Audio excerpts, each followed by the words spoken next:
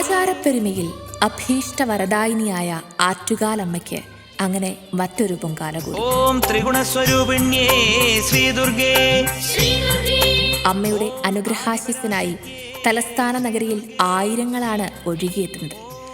മനസ്സർപ്പിച്ചു വിളിച്ചാൽ വിളിപ്പുറത്തെത്തുന്ന ആറ്റുകാലമ്മയ്ക്ക് പ്രണാമമർപ്പിക്കാൻ തിരക്കുകൂട്ടുകയാണ് ഭക്തർ.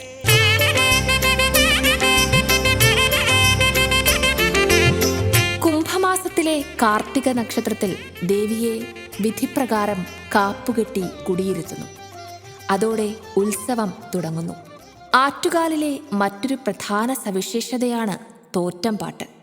തോറ്റംപാട്ടിലൂടെ കണ്ണകി ചരിതം പാടുന്നു. ദേവിയുടെ കഥ പറഞ്ഞു പോകുന്നു. തോറ്റമെന്നാൽ സ്തോത്രമെന്നും ഉദ്ഭവമെന്നുമൊക്കെ പലവിധ അർത്ഥങ്ങളുണ്ട്.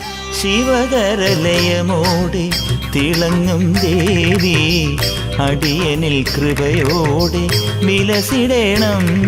ആറ്റുകാലമ്മ ഓരോ ഭക്തർക്കും ഓരോ അനുഭൂതിയാണ്. പുണ്യം തേടി ആശ്രയം തേടി ദേവീനടയിലെത്തുന്നവരെ അമ്മ കൈവിടാറില്ല. ഭക്തരെ ചേർത്തണച്ച് അമ്മ അനുഗ്രഹം ചൊരിയുമെന്നതാണ് വിശ്വാസം. ഓരോ പൊങ്കാലക്കലങ്ങളും പ്രതീക്ഷയുടെ ആഗ്രഹത്തിൻ്റെതാണ്, സ്നേഹത്തിൻ്റെതാണ്. ആറ്റുകാൽ ക്ഷേത്രത്തിൽ മാത്രം കണ്ടുവരുന്ന ഒരു പ്രത്യേകത കൂടിയുണ്ട് കേട്ടോ. അതായത് ആറ്റുകാലമ്മയോടുള്ള ഭക്തരുടെ വൈകാരിക അടുപ്പം അതൊന്ന് വേറെ തന്നെയാണ്.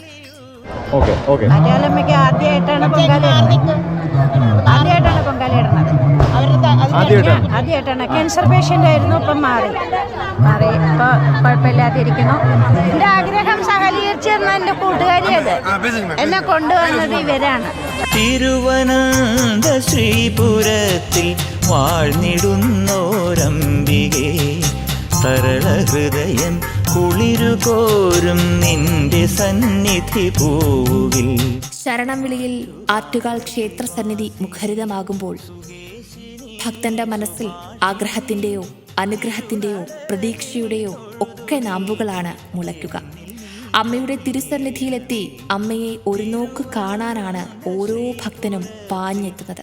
എല്ലായിടത്തും സഹോദര്യത്തിൻ്റെയും സ്നേഹത്തിൻ്റെയും ഒക്കെ ശകലങ്ങൾ കാണാൻ സാധിക്കും. എല്ലാവരും ഭക്ഷണമായും വെള്ളമായും മറ്റ് താങ്ങായുമൊക്കെ എല്ലാവരെയും സ്വീകരിക്കും. കേരളത്തിൻ്റെ വിവിധ ജില്ലകളിൽ നിന്നെത്തുന്ന എല്ലാ ആളുകളെയും ഇരു കൈയും നീട്ടി തലസ്ഥാന നഗരിയിലെ ആളുകൾ സ്വീകരിക്കും. അവർക്ക് വേണ്ടതെല്ലാം ഒരുക്കിക്കൊടുക്കും. ഭക്ഷണവും വെള്ളവും താമസവും ആവോളം നൽകും. മനം നിറച്ച് കൈ നിറച്ച് അവരെ തിരികെ അയക്കും. വീണ്ടും അടുത്ത പൊങ്കാലയ്ക്കായുള്ള കാത്തിരിപ്പിനായി ആറ്റുകാലമ്മയെ വീണ്ടും കണ്ടുവണങ്ങാൻ, പൊങ്കാലയർപ്പിക്കാൻ അങ്ങനെ അവർ കാത്തിരിക്കും.